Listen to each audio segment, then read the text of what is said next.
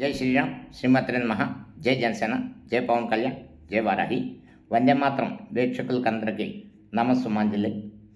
ఈ గత జూన్ 1 నుంచి సినిమా థియేటర్లు బంద్ చేయాలని డిస్ట్రిబ్యూటర్లు, ఎగ్జిబిటర్లు నిర్ణయంతో పవన్ కళ్యాణ్ గారి కార్యాలయం ఓ లేఖను విడుదల చేయడం, అసలు సినీ పరిశ్రమలో జరుగుతున్నదేంటి, దీని కారకులు ఎవరు, ఏంటి అన్నది పూర్తి విచారణ చేయించాలని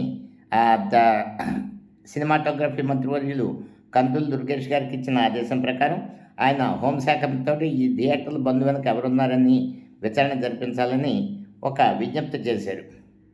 ఈ సందర్భంలో రోజుకొకళ్ళు బయటకు వస్తే మొత్తానికి ఏదో చర్చలు జరిగి బంద్ లేదన్నారు. మొన్న అల్లు అరవింద్ గారు వచ్చారు. తూచి నా దగ్గర 30 థియేటర్లు ఉన్నాయి, అవి కూడా రెన్యూల్ చేయట్లే, 15 థియేటర్లు ఉన్నాయి, అది కూడా రెన్యూల్ చేయొద్దని అన్నారు. నిన్న దిల్ రాజు గారు వచ్చారు. నా దగ్గర 30 ఉన్నాయని చెప్పారు. ఈవేళ బహుశా సురేష్ కుమార్ గారు వస్తారనుకుంటా. ఏదేమైనా వద్దగా థియేటర్లు ఉండడం తప్పేం కాదు.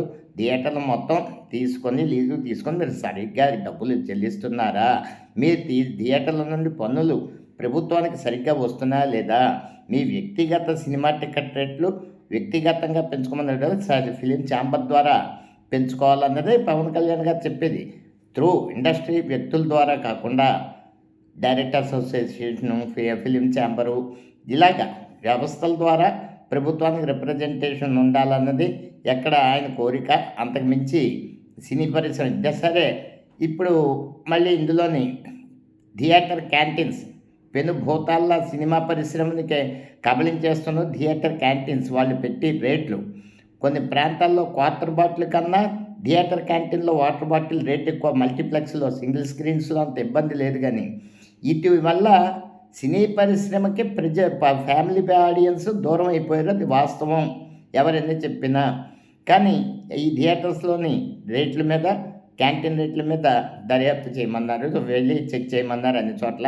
థియేటర్ నుంచి ప్రేక్షకులకి సరైన సదుపాయాలు అందజేయాలని. సరే, ఇదొక వెర్షన్. ఇంకా ఆయన నిర్ణయం మీద సహజంగా ప్రతిపక్షాలు విమర్శిస్తే తప్పులేదు. ఇప్పుడు టీవీ డిబేట్లలో చూస్తుంటే రాజకీయ పార్టీలకు అధికార ప్రతినిధులు హాజరవుతాయి, పార్టీలు అధికార ప్రతినిధులు హాజరవుతారు. ఇంకా విశ్లేషకుడు సడన్గా వచ్చేసి ఈ విశ్లేషకుడు ఏంటి, ఇటు క్వాలిఫికేషన్ ఏంటో, ఎవరిని ఏం మాట్లాడతాడు. త్రిపుందేన్ చిట్టిబాబు ఓ బఫూన్. ఇది ఆంగికం అది చూస్తే ఎలా ఉంటుందంటే, మహా డైలాగ్ రైటర్ త్రిపుందేన్ మహారథి గారి కొడుకు. ఆయన ఎంతో సూపర్ స్టార్ కృష్ణ, సింహాసనం లాంటి సినిమాలకు మాటలు రచించి, అల్లూరి సీతారామరాజుకి మాటలు రచారు. అలాంటి మహానుభావుడి కడుపుని చెడబుట్టి నెత్తిమే పెంచాల్సిన జుట్టును చెవుల్లో పెంచుకొని టీవీ షోల్లోని ఇష్టానుసారం చెలరైపోతాడు. ఆంగికంగా కళ్ళజోడు వెనక ఇలా ముందుకు వంగి ఈ కళ్ళు చిట్లిని చూస్తూ ఎవరినైనా ఏమన్నా అంటాడు. సినీ పరిశ్రమ పట్ల విశ్వాసఘాతకానికి పాల్పడతావని పవన్ కళ్యాణ్ అండి. నువ్వనగంత నీ బతుకనగంత నీ ఫ్రస్ట్రేషన్ ఏంటి? నువ్వు సినిమాల్లో చిన్న చిన్న క్యారెక్టర్లు చేసావు, తర్వాత బీజేపీ అన్నావు. నీలాంటి పిచ్చాళ్ళని బఫూన్లని బీజేపీలో క్రమశిక్షణ కలిగిన పార్టీని వంచరు, బయటికి తోసేస్తే విశ్లేషకుడు అవుతారు. ఏంటి నువ్వు చేసి మొండా విశ్లేషణ? ఇష్టానుసారం ఎవరినైనా అనేస్తావా? ఒక వ్యక్తిని అనాలంటే ముందు మన నోరు, మన మనసు, మన ఇది అదుపులో ఉండాలి. సెల్ఫ్ నియంత్రణ లేకుండా ఇష్టానుసారం ఎవరిని పడితే ఏది అనేస్తానంటే అనేవాళ్ళు ఒక్కొక్కరికి సర్దా తీరిపోతుంది. చిట్టిబాబు, ఈ వయసులో నీకు ఇది కరెక్ట్ కాదు. టీవీ ముందు డిబేట్ అసలు నేను పిలిచిన ఛానల్ వాళ్ళని అనాలి. ఒక కల్చర్, సంస్కారం అది లేని విధవలను తీసుకొచ్చి డిబేట్లలో కూర్చోబెడితే సొసైటీకి మెసేజ్ ఏమి వెళ్తుంది? ఎవడ పడితే డిబేట్లకు రావడానికి కాదు.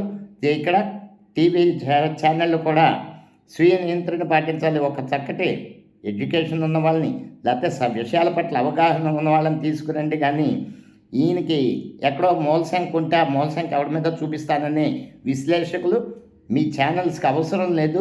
ఇలాంటి వాళ్ళని ప్రోత్సహిస్తే అది మీకు వస్తుంది చెడ్డ పేరు. ఖబర్దార్ చిట్టిబాబు. ఎప్పుడైనా వ్యక్తులు ఎవరన్నా పవన్ కళ్యాణ్ గారిని అంటే మేము పట్టించుకోం. శతకోటి లింగాల్లో, బోల్డ్ లింగాల్లో నువ్వు ఒకటి. కానీ ఇదే వరవడి ప్రతి ఒక్కరిని నువ్వు హత్య చేసేస్తానని నేను ఇష్టం వచ్చినట్టు అంటానంటే తగిన శాస్త్రి ఏదో రోజు ఎవరో ఒకరు చేస్తారు. మా జనసేన పార్టీకి కానీ, చిరంజీవి అభిమానులకు కానీ, అన్నయ్య చిరంజీవి అభిమానులకు కానీ మాకు ఇలాంటివి లెక్క చెయ్యం. మేము నీలాంటి వాళ్ళని ఖాతరు చేయాల్సిన అవసరం లేదు.